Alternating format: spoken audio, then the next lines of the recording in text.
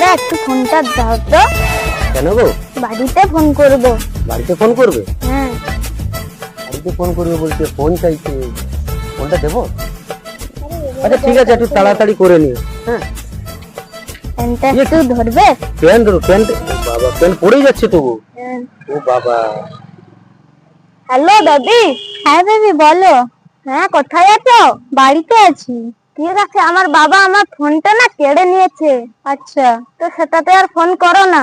ঠিক আছে, রাতে কল কিসে করবে? এখন আমি একটা দাদার ফোনে ফোন করছি, তো রাতে কারো একটা ফোনে ফোন করব, ঠিক আছে? আচ্ছা ঠিক আছে। I love you too baby. নাও দাদা।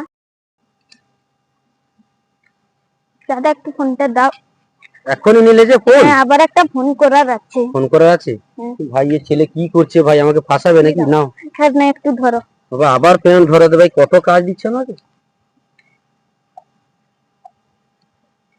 হ্যালো দাদি। হ্যাঁ বেবি বলো। হ্যাঁ, এই নাম্বারে আর ফোন করবে না। ঠিক আছে। কেননা এদের থোবড়া দেখে বোঝা যাচ্ছে যে এরা 48 বছরের হয়ে গেল কিন্তু বিয়ে করেনি। আচ্ছা বেবি, ঠিক আছে ঠিক আছে।